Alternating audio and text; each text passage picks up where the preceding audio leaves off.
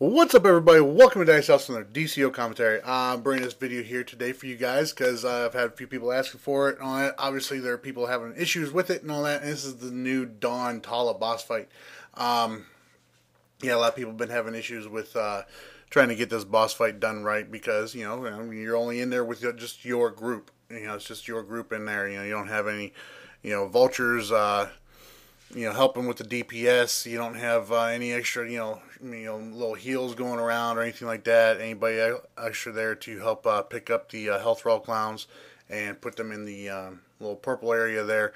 So, yeah, I thought I would put this video together for you guys. This is just the boss fight. The rest of the operation has not changed at all. So, yeah. But this is how I tank it. I definitely come in here with backdraft is part of my big aggro and pull move, and flame also helps me hold aggro. Amazonian deflection as a tank for this, I highly recommend you use Amazonian deflection. I don't care what power you are. It just really very very greatly helps with the damage that you take, especially if you end up getting a little bit too close to the portal right there where you need to take those clowns. You get debuffed if you get too close to that. So, having that Amazonian deflection to offset a lot of the damage that's coming in on you will help you out greatly, especially if you're a fire tank. Because, if you're a fire tank, your main buff is, getting your health up really high. And I get my health up around 11k when I'm spec for full PvE tanking. And, if they debuff me, if I get debuffed and all that, gets my stat boost down for my health, then I'm going to be kind of screwed. Flashpoint I have in there mainly for the juggle. Burnout I have there as a quick little breakout for myself in case I need to get up. I also use it to clip my trinkets whenever I cast them. And speaking of trinkets now, okay, my sodas right there, you see I've got those are level 4 sodas. Those are my bulldozer 4 sodas, dom sodas. Helps boost up my dominance a bit. I have the personal dampening field right there. Helps with the shield, especially whenever they need help. We may need help getting the clowns in there. So you're activating them so we can carry them in there. Right here, this is the area. This is the ideal area where you want to tank these clowns and everything. The main reason why I didn't do that at the beginning is because a bunch of the guys from my raid group, they were this is my league too.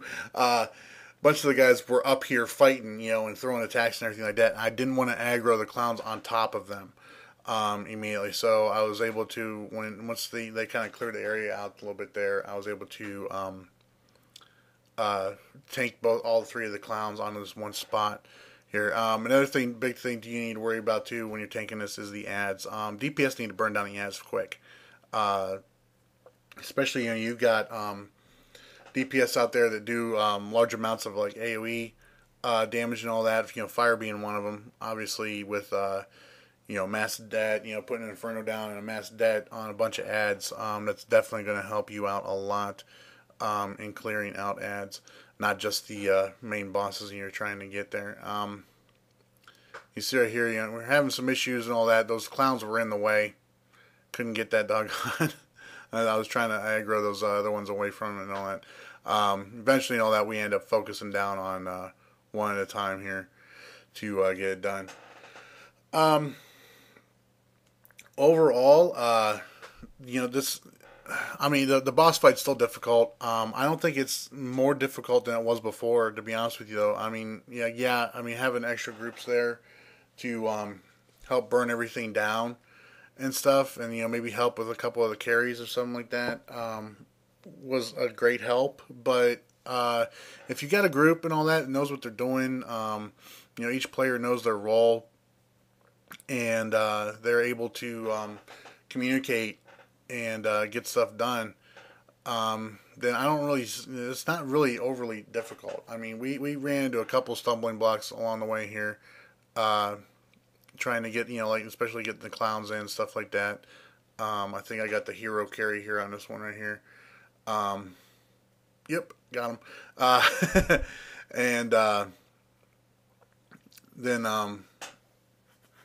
but I mean, you just keep plugging away at it, just keep doing it, and coordinate those orbital strikes too. I don't know if anybody you guys has done Prime lately. With okay, yeah, I threw the clown. That's my bad right there. But I fat fingered my doggone controller. All right, give me a break.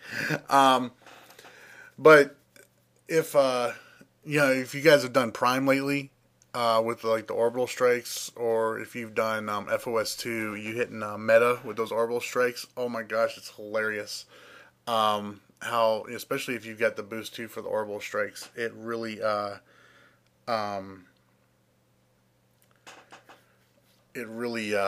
is a funny thing to see on there.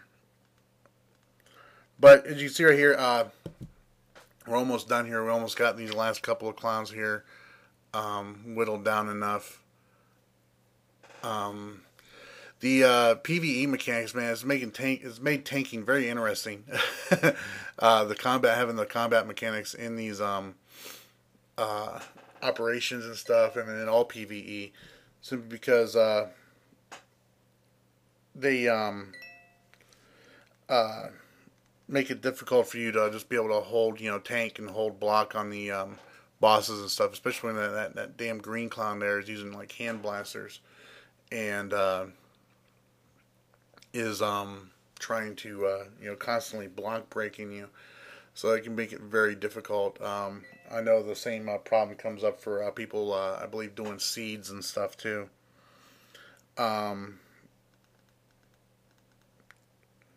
But for the most part, I mean, you figure out which one's throwing the block breaks and all that. You kind of stay on top of them right there. I got the last carry to get that guy in there, trying to clear these ads out before Tala comes up.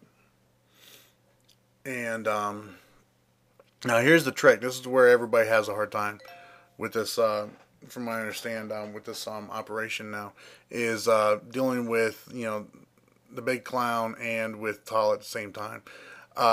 You don't want to do that. You don't want to do that. I'm really curious to see how people are going to be able to get the feat for dropping Tala before the big clown right there. Simply because this strat right here makes it easier to do this operation and finish this boss fight out.